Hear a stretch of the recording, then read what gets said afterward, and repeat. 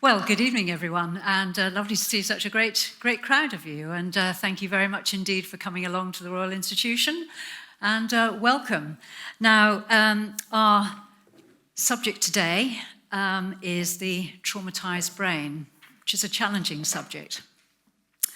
In my grandfather's, in the generation of my grandfather's life and my father's life, it was called shell shock, when soldiers returning from the war came back with the mental scars of war.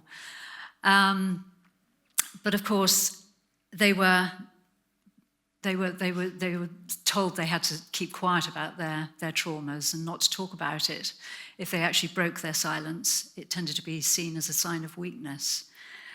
So what's changed?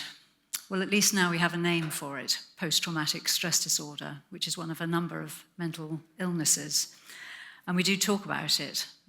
So many campaigns now are attempting to break the taboo of mental illness and emotional scarring. But it still takes courage. It takes courage to reveal the terrors, the nightmares, the depression, the panic attacks, particularly for people in the armed forces. Post-traumatic stress disorder tends to be aligned to people who've been on the front line of war zones. But of course, anybody, but interestingly not everybody, who has been through some catastrophe can develop post-traumatic stress disorder. Think, for example, of Grenfell Tower, the unbearable strain that the residents not only at the time suffered, but are now going through again as they relive their experiences during the inquiry. The terrorist attacks that we had last year, unharmed teenagers caught up in the Manchester attack, are still emotionally damaged, and Ariana Grande, the singer herself, says she has post-traumatic stress disorder. And these are long-lasting effects. In London, the terrorist attacks, again, we read countless stories about in the news about how people are trying to cope with the horror of it. The Romanian baker, for example, who was hailed a hero during the Westminster bombing, now says a year later that he has post-traumatic stress disorder, and the survivors of the Finsbury Park attack are still suffering. And of course, it's not just the people who are directly experiencing that catastrophe, but it's the emergency services as well. Paramedics of all the emergency service workers are amongst the highest rate of, have the highest rate of post-traumatic stress disorder, I guess because they're the first on the scene to witness the horrors.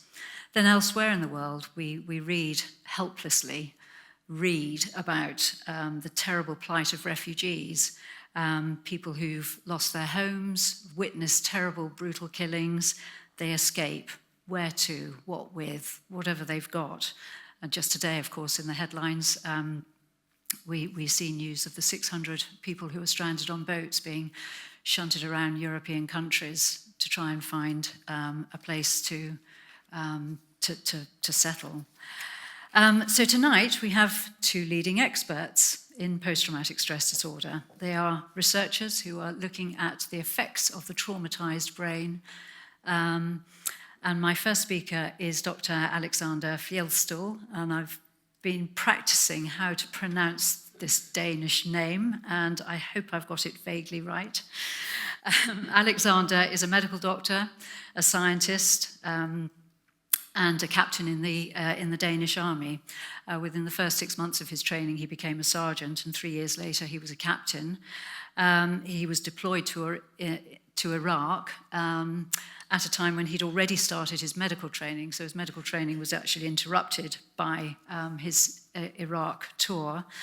Alexander completed his medical training at Aarhus University in Denmark, graduated in 2013, and has now embarked on a PhD at Aarhus and Oxford University. Interestingly, he is investigating the sense of smell that makes an indelible mark on our brains and makes us, when we smell something, it recalls all sorts of memories. And Alexander is using this to understand post-traumatic stress disorder, because he believes that this could actually be the route to not only understanding it, but also to developing new treatments. Alexander, thank you. Thank you very much for the kind post-traumatic stress is, of course, something that you hear a lot, and it's something that a few people luckily experience. But amongst the ones who do experience it quite a lot is the soldiers who've been to war.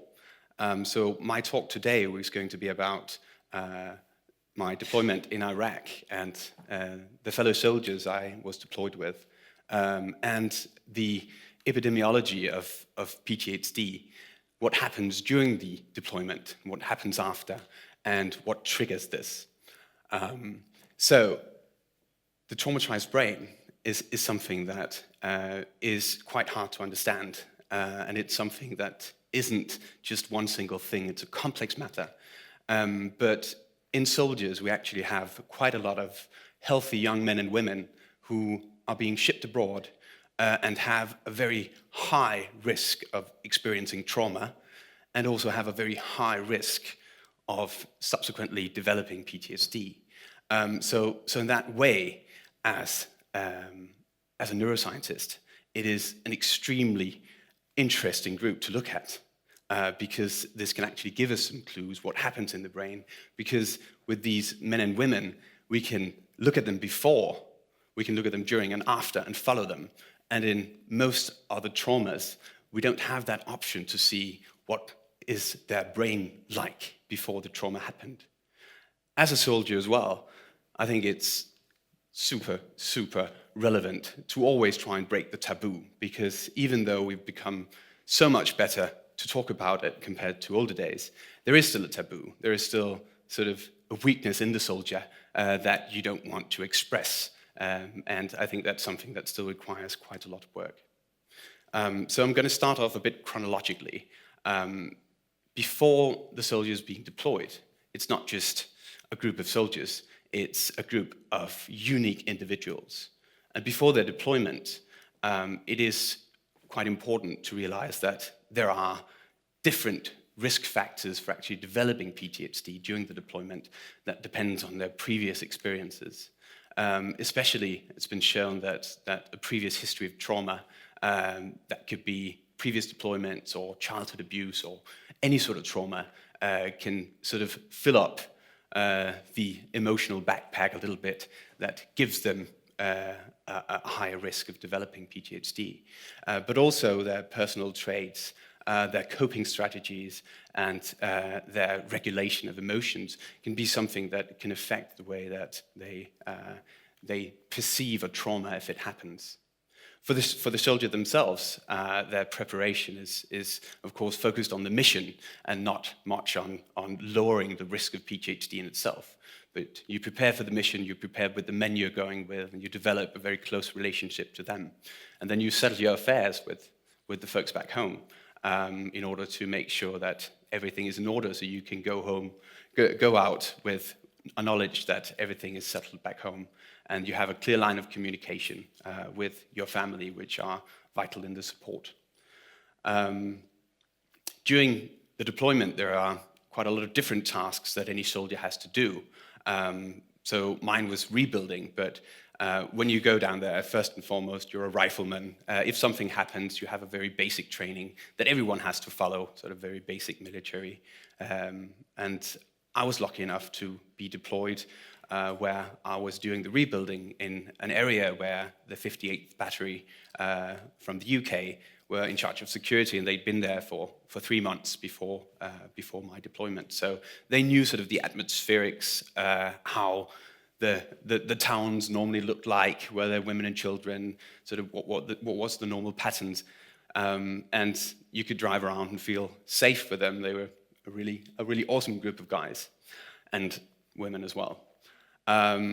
Because when you were out there, there were always some sort of hidden dangers that it was kind of strange to just step into another world. I mean, they do call it the theater down there, and it often felt like a theater. It felt like you'd been set into some setting of a movie because you'd seen so many war movies, but never really experienced it on your own body.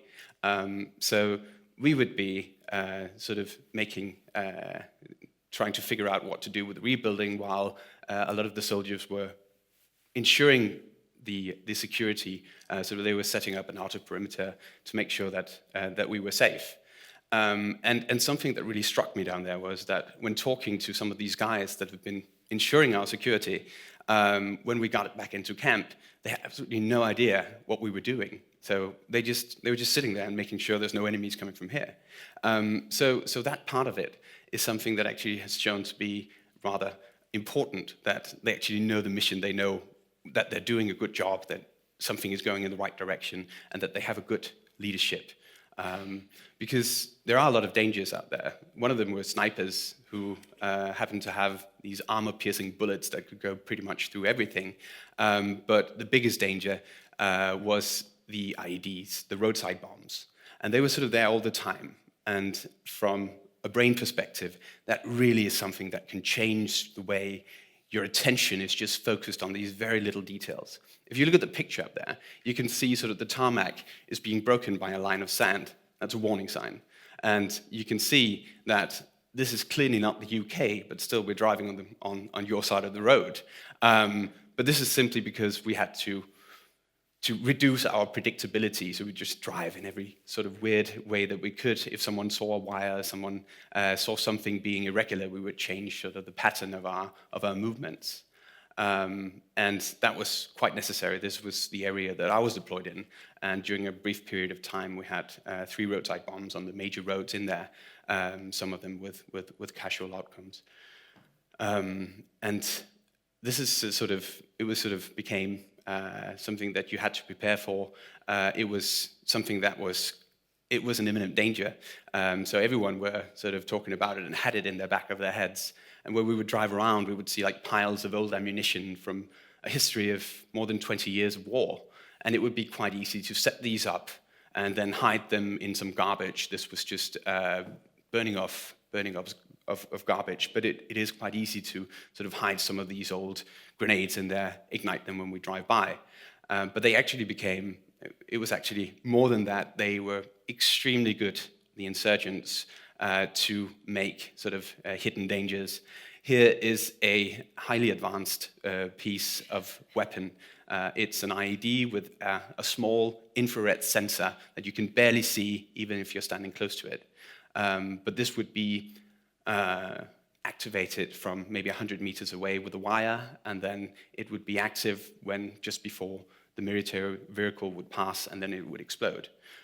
So this was what you had to look at. You had to look, was the stone any different than the stone next to it? Does the right light reflect differently on it? And they would sit 100 meters away, be impossible for us to see, and then they would strike with an accuracy that was quite terrifying. So this was a good friend of mine who was sitting at a very bad place in that car. This was 2 guys from the 58th Battery who also lost their lives. And after this happened, everyone would sort of be called in.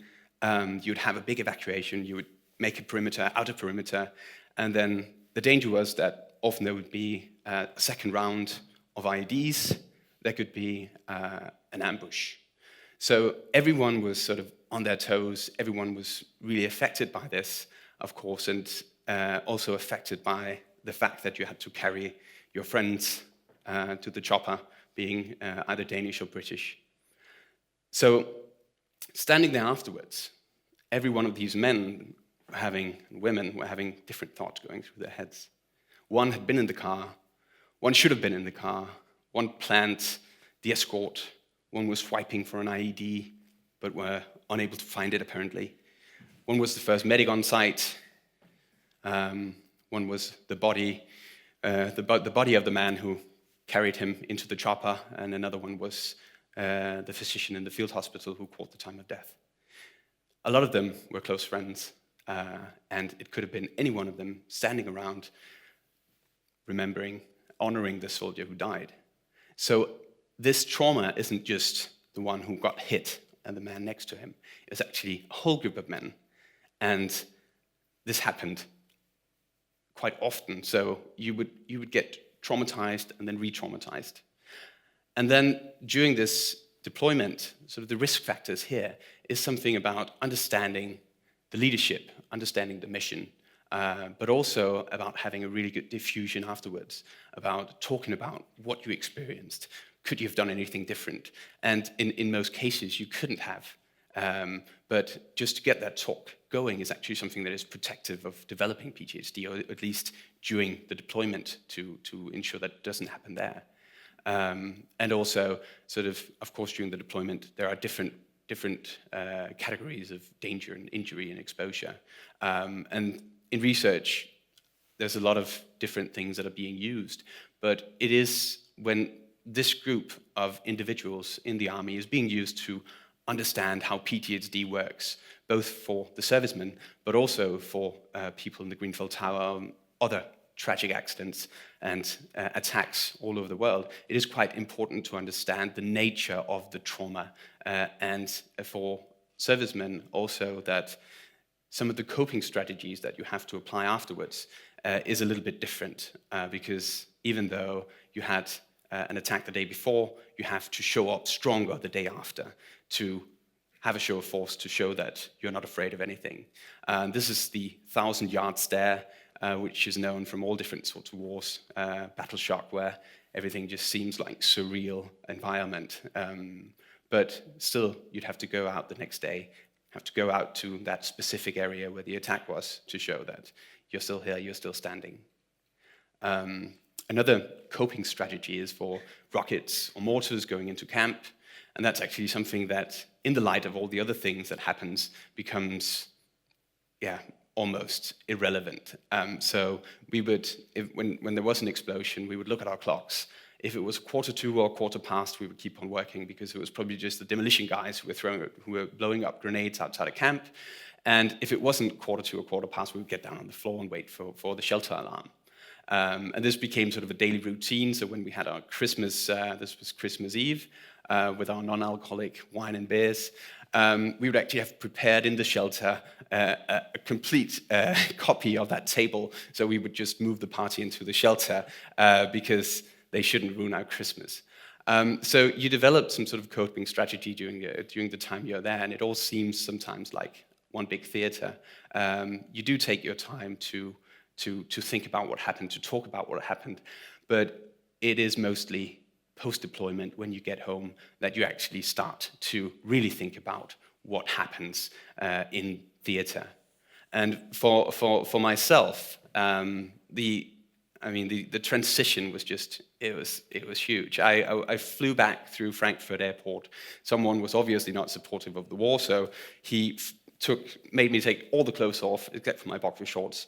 And I was like, okay, he's in charge, I can't really do anything about it. But I used to be in command where I was, and there I was, 12 hours later, almost naked in the middle of Frankfurt Airport, until a very friendly German guy, he showed up and he started shouting at the security guard, and I took on my clothes again, and I was, okay, well, I'm going home, I don't really care. But when I got home, 2 days later, I was back in medical school, trying to memorize things, and trying to sort of sit down and just know everything from A and onwards, just to study and study and study, but the memory and the focus was just somewhere completely different. My parts of my brain were still in Iraq, while sort of the cognitive parts couldn't really understand what was going on, because the reactions coming back, you're still in a fight and flight mode. The animal brain is just banging on, so any sort of unexpected sound, unexpected smell, especially the smell of something smoked, would just get the memories right back. And it wasn't until then that sort of the reflections started coming up, what actually happened. And that took quite a while before that sort of settled down. And I think for most who've been who've been deployed to places like that, a large like a loud unexpected sound is always going to make sort of the reaction to come up. But for others, it just the other symptoms mostly disappear, but unfortunately not for everyone. And the traumas that you experience, I mean, some of them are quite visible. If you lose an arm, you lose a leg, people know it. But the invisible traumas are often the most hard to actually overcome, because you go back and you're trying to talk about it, and sometimes the first question that you hear, did you murder anyone? And this sort of, it draws back lines to the Vietnam War, where they would come back and think, we will be perceived as heroes, like any other American who'd been abroad, came back from war, but they were perceived as murderers. So sort of this perception of who you think you are and what you've done, and is actually, sometimes it's just a clash of communication, where it is difficult to talk about, because people really don't have any understanding of what is going on, and how you sort of develop your coping strategies while you're there. So sort of the trauma goes from being invisible to visible, and acute to chronic, but the chronic invisible one is the one that is that can be quite hard to understand. And after deployment, there are also some risk factors for developing PTSD, which is another experience of a trauma of any kind, but also the lack of reintegration can also drive people out in a place where they don't wish to be. There was a large study in Denmark on a group of soldiers who went to Afghanistan, and they actually found out that when they returned, the prevalence of PTSD symptoms were not higher than when they left. But at some point between 7 months and 2.5 years after they returned from deployment, there was actually a major increase in individuals who had a high score in the PTSD score. And they sort of looked at the different trajectories of these individuals to try and figure out, we have the before data, we have the data during and after, and then we actually also have data from 2.5 years after deployment. And two of these groups actually turned out, one of them started very low on the PTSD score, but then at some point they just escalated when they sort of either experienced a new trauma or had something trigger their emotions from back then that just hadn't been coped with because of their coping strategies. So these different groups, two of them really just have a major increase in the end towards 2.5 years. And those are also some of those who are really interesting to figure out who belongs to that group, because these are also the soldiers who have much higher incidence of suicidal ideations. So these triggers, so that can make them sort of develop these PTSD symptoms so long after they've been deployed. Some of it may be reflections, some of it is definitely other dangers or new traumas that they experience, but also things like sounds, the explosions can bring them back. But there is one thing though that is a stronger trigger in many ways than anything else, and that's smells.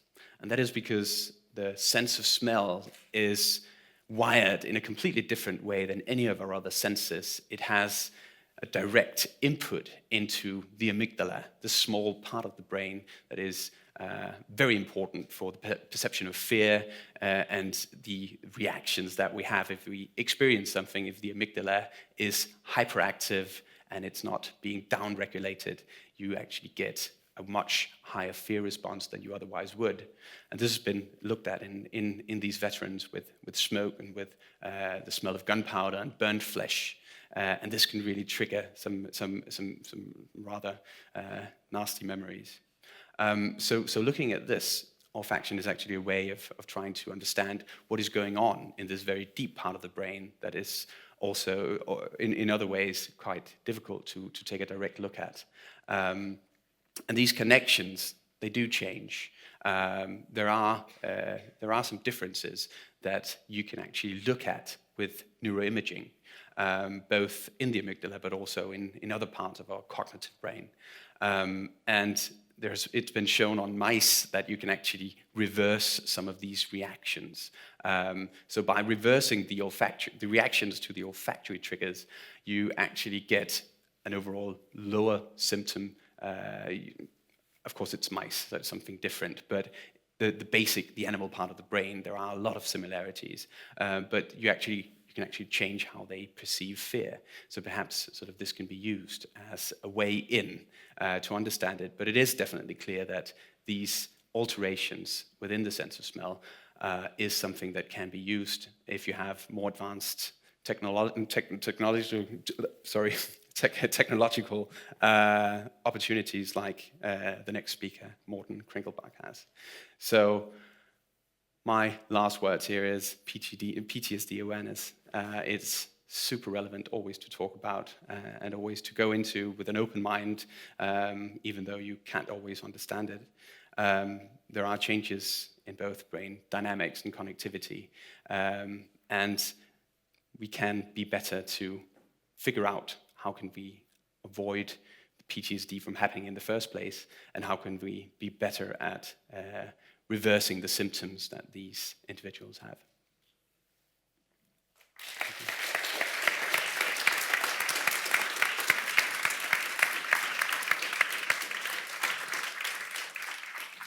Thank you very much indeed, Alexander. Well, our next speaker is Professor Morten Kringelbach. Morten is a director of the Scars of War Foundation, which he'll be telling us a little bit more about later on. He's Associate Professor and Senior Research Fellow at the Department of Psychiatry at Oxford University and Professor of Neuroscience at Aarhus University in Denmark. Morten's main research is in the biology of pleasure and happiness. So if you need to understand the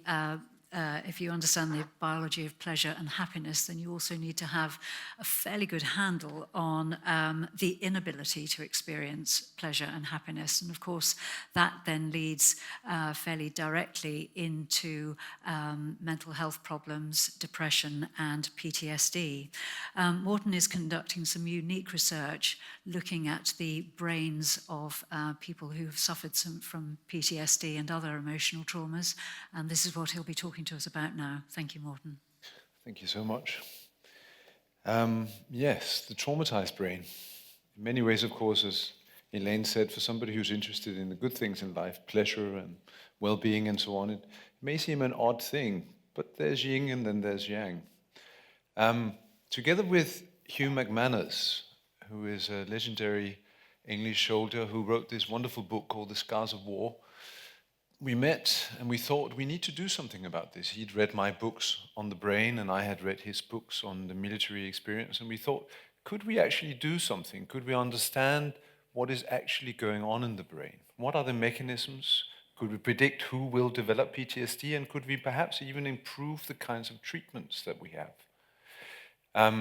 It really, in many ways, just to give you a brief timeline, it started when he published the book in '94. He did a lot of advocacy for veterans, really, I think, very importantly, raising the awareness. At that time, of course, PTSD wasn't really a label that was used very much. People still spoke about shell shock. And in this book, you'll find a lot about how it is that we've gone from this sort of amorphous idea of shell shock, which is either hitting your head or seeing terrible things, to actually try to understand what is going on. And so together, as I said, we created the Scars of War, where we're basically trying to implement ways of looking at this in various populations. Here's just a list of some of the things we're ongoing with. We've got some projects here in the UK. I'll talk to you about the meta-analysis. We've also got several ongoing projects in Israel. Israel, like Denmark, is a very interesting kettle of fish because there is a conscription army, so everybody gets to go. We've also got some very interesting work in the US. But these are basically the 3.5 studies that I'll talk to you about today. My two main collaborators in Israel is Yair Bach-Chaim, who is without a doubt probably the world expert when it comes to PTSD and certainly PTSD treatment, and his friend and colleague Thelma Hendler, who's a psychiatrist. I'll tell you more about the studies that we're doing with them, but I thought I'd also just mention Patricia Lester, who is also a trustee of the Scars of War. She works at UCLA, and she's very interested in trying to involve the whole family And she's come up with an intervention that she first trialed with the SEALs and is now being rolled out for the whole military, the whole American Navy. And one of the things I won't talk too much about today, but just to raise the awareness, is that this kind of thing is exactly the kind of thing we should be doing here in the UK. So maybe during question time we can talk more about what it's actually like to live with somebody who's gone through these things. So Alexander mentioned that there are the visible and the invisible things. Obviously, if you have a gunshot or a wound or a stump pain, it's very visible and it's very acute and it's very painful. And with time, that pain can become unbearable. In a phantom limb hand, you can basically have pain in a hand that is no longer there. And so it becomes chronic. And that, going from acute to chronic, is really kind of the crux of the matter. But of course, it's also true of the psychological things. The shell shock goes into mild traumatic brain injury or PTSD. How is that trajectory possible? And how do we cope with those things? What is happening in the brain? So my good friend and colleague Nuno Sousa, who works at the University of Minho near Porto in Portugal, has done a lot of work on thinking about stress and thinking about the neuromatrix of how you go from a healthy brain, how you go from the acute kind of stress that we'll talk about in a moment, and how it is that some people will transition into the chronic pain, while others will be able and resist that and be able to go back and recover. What is it about the connectivity of the brain that makes that possible? Is it possible to harness that? Nuno has a lot of wonderful mice and rats in which he can actually reverse it, and we're hoping to use some of his insights to actually help humans as well. So the traditional view of PTSD is that there's a network of regions that have changed. You can see the usual players here. You can see in red, you see the amygdala that Alexander mentioned. There's also the hippocampus, which has to do with memories. There's the medial prefrontal cortex, and specifically the orbital frontal cortex, which is very much about smells and sounds. And then, of course, there's the anterior cingulate. But as I say, that is the traditional view, because really what you see here is just a matter of up and down regulating. But is that really what is going on in your brains as you're sitting here now? And really, what is it that is being down regulated? Because as I'm wearing my other hat here, talking about pleasure and eudaimonia, it turns out that both in rodents, which is what you see on the left, there's a number of pleasure generators that if you take them out in the rodent brain, you can basically stop them from feeling any kind of pleasure. And that can be temporary, acute, but it can also become chronic if you take them out. A place like the ventral pallidum in the basal ganglia, if you take that out, the rat will never be able to feel that again. Something very similar is likely to happen in the human brain. We don't know for sure, but we know that when you operate, say for Parkinson's, where one of the first symptoms is not so much the movement disorders, but the inability to feel pleasure, to be depressed. We know that if you cut out this part, the ventral pallidum, these people feel anhedonia. They no longer are able to enjoy things. And of course, that's one of the key symptoms, not just depression or anxiety, but also of post-traumatic stress disorder. So in order to sort of get a handle on this, we went through the literature. And as you can see, we went through 827 PTSD participants, and not just people that have experienced war, but rape and roadside accidents and so on. And then we compared them to controls in these studies. So there were lots of studies, and some of them compared them to people that had all had equal kind of traumas, and others compared them just to people that had never had a trauma. And so we went through this, and we found something extremely interesting. These are two of my students, Eloise Stark and Marina Chakera-Ballesta, who will make another appearance because she's been doing some of the most exciting work in the lab. But in this very large study, we were able to show that there's something very different if you look at the kinds of blobs. So if we take these studies and we subtract the ones that have had trauma and have PTSD, and we take the ones that are trauma naive, you can see these blobs, the green blobs, are very different from the reds, suggesting that once you've had a trauma, it's like a cup of water that is almost full, but not quite. Your brain is changed by the trauma, and the real issue here is, why is it that some people are transitioning into another state? And so that, I think, was really interesting because, of course, it raises the question of resilience and vulnerability. It raises a very specific question about how it is that different parts of the brain is orchestrated, how it is that they change over time. So the problem, of course, once I do that, I end up being caricatured like this, you know. There's a bump over here, there's a blob here, and there's a blob there. And that really is sort of a major problem for neuroscience. Because, of course, sometimes we end up thinking that the amygdala, the blob we get in the amygdala, is actually something that is meaningful. But really, the only way to know is to build a model, to actually try to find out what the causal connections are. Rather than just looking at correlation, we need to be able to look and see what is actually that is causing things. So in my lab, we put people in scanners like this, the fMRI, an MEG. We even use deep brain stimulation in order to help, say, with the phantom limb pain.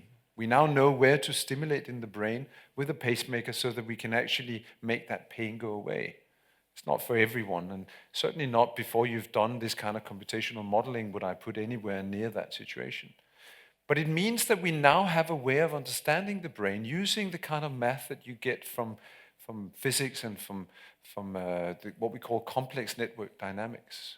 And as you can see here, in the larval zebrafish, we can actually image the whole brain as it's going on at the same time at a millisecond time resolution. And that's really the kind of things that we would like to have in the human brain.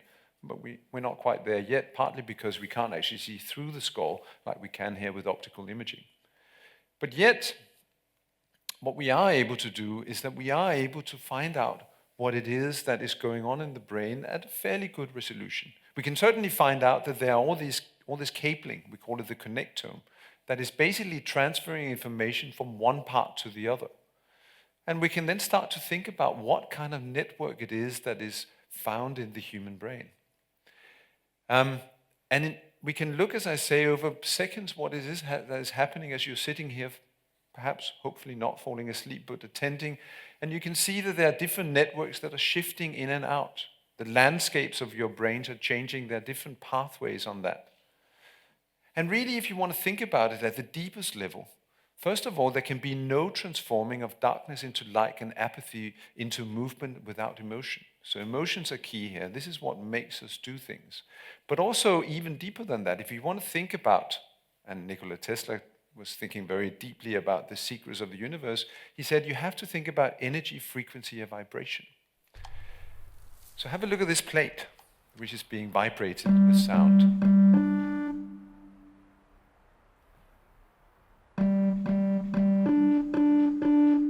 You can see how different patterns are being formed by different frequencies.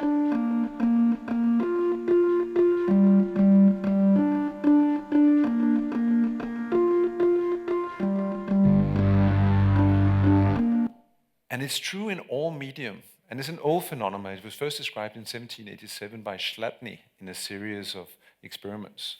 And as you can see up here, you can see the kind of patterns you get when you put sand on a plate and you vibrate that plate with different frequencies. And you can see those are very different kinds of patterns. And that, of course, is to do with the harmonics. If you take another medium like a guitar and you resonate those, you get different kind of patterns as well. And it turns out that there's a very simple formula that you can use to do that. You can describe the space or the harmonic patterns as a simple functions of the natural frequencies and the harmonics of the natural frequencies. And that is true for acoustics. So here, different acoustic phenomena. It's true for quantum mechanics. It's true for electromagnetism. And it's true for morphogenesis. Morphogenesis, you might say, well, think about a hide of an animal. And you look at how it is if you were to vibrate that. What you can see is that you get different kinds of patterns. This is how the zebra got its stripes. And so together with Celan Atasoy, who's a postdoc in my lab, we've been thinking about how it is that if you vibrate the connectome, how it is that you get these different kinds of patterns. And those kinds of patterns tells us something about how it is that things are changing dynamically over time in this landscape. And then, really, to borrow a phrase from Thomas Aquinas, who spoke as Aristotle would say, he said, quid recipitur ad modum recipientis recipitur, which basically means that the content is shaped by the container. And so we have one container that basically constantly is changing the way that things are flowing within that. And of course, sometimes that becomes unbalanced, and that is what is then happening when things go wrong. And I couldn't help putting a bit of happiness in here. Here's a good reason for me to go to Barcelona, which is where I'm going tomorrow, to think about how we can use these models of basically building a brain that likes coffee or other things, and seeing how it is that once we have that model, we can then start to pull things out. And we can find out whether, in fact, say the amygdala or the orbitofrontal cortex or any combination of different parts of the brain are, in fact, what it is that is causing the kinds of symptoms that you see in PTSD. So think about it like this. Look at the landscape that you see above.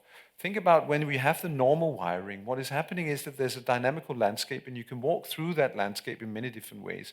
And you can describe statistically how much time you spent in each of those. That's what we call the transition probability matrix. Once something is wrong with that wiring, or once you get different kind of landscape, different kind of patterns, you get a very different kind of transition probability matrix, as you can see up here. And really, understanding what is going on is to describe this, and to treat it is really just to find a way to transition from one to the other. And that, in a nutshell, is really what we can now do, which is very exciting. And then if you start thinking about, say, soldiers, and here's a cohort from Tel Aviv, this is Marina's work as well, where you take them into the lab, you do an anatomy scan, then you do a baseline scan, then you do a control task and a stress task, then you scan them again. And remember, we're just looking at how it is that things are flowing within that landscape, what we call resting state.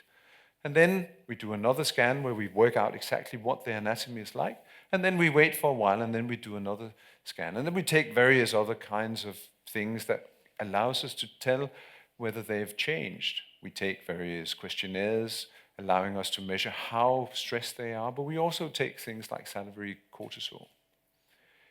And when you do that, and these are just preliminary findings from Marina's PhD, which is finishing in the end of the year, what you find is that you have different kind of networks being active. But more importantly, and what you see here is this, the green one is before stress, this is immediately after the stress, and this is the protracted stress. And what you can see is that this subcortical network over here is very, very different over time. You see the stars means that it's significantly different. And what Marina has shown in her work is that there's something really interesting going on in the basal ganglia, dynamically, because of course really what is happening here is that you are spending less or more time, depending on where you are in that trajectory, that really is decoupling these systems from each other. And so this is what the kind of things that I showed you when we did the meta-analysis. But what Marina has shown here is that it really plays out in the brain of soldiers as they are being put through this stress. The big question here, of course, is that they're not at this point suffering from PTSD, but we can show that the time spent in this is correlated with the way that they get more or less stressed. So that, I think, is really interesting because it tells us something about vulnerability and resilience. It tells us something about how the time dynamics are extremely important, and it's something that a lot of our colleagues have not yet looked at. But really, that is what we need in order to find a way to make that transition. So what about that transition? What could we do? You were promised in the program that I would talk to you about cutting-edge treatments. It doesn't get much more cutting-edge than thinking about the psychedelics as medicine. Some of you will have heard some of the hype. Some of the hype, of course, is bound not to be true. But it certainly is true that if you use psilocybin, for those of you who smoke, so the standard kind of treatment for smoking is to do what we call CBT, cognitive behavioral therapy. If you do that 6 months later, only about 90% are still smoke-free, and they will eventually relapse. So the 20% of the country that is unable to drop smoking, there's basically very little that could be done. But in this pilot study that I'm showing you up here, is you give people a little bit of magic mushroom, 20 milligrams, which is not a very large amount, and you then do the same kind of behavioral treatment. And it's important that you do the psychological treatment. Then after 6 months, it's about 70% who are still smoke-free. So in other words, something happens when you open their minds up to the possibility of change. It's almost like you're hoping to plant something. You have to turn the earth. You have to remove the kind of patterns, the kind of trajectories that something like addiction is causing you to do. Or take stress, because of course that's what happens when you become depressed, is that you're constantly using the same old tracks and you're finding it difficult to shift out of that. Maybe what is happening with some of these psychedelics is that it allows for the possibility to lay down new tracks. And so very recently, as some of you will know, there was finally the results of a phase 2 study looking at what happens when you give veterans and firefighters and police officers MDMA together with assisted psychotherapy. And as you can see from the results, although it was a fairly small sample, you can see with different doses of MDMA, you can see how almost everybody got better in terms of their PTSD symptoms and also in terms of their sleep, although the results were not clear-cut, because if you took the smallest dose, you can see there's very little change in terms of their sleep patterns. In fact, it got a little bit worse. So there's some hope there, or at least some promise. We won't know, of course, until we've done phase 3 trials, but there's certainly something very interesting going on. So what is it that is going on? What is happening in those brains? Well, we couldn't help ourselves but think about that. So together with Robin Carhart-Harris and David Knott at Imperial, they have looked at what happens to normal participants when you are given LSD with or without music. And so we basically looked at how their brains vibrated.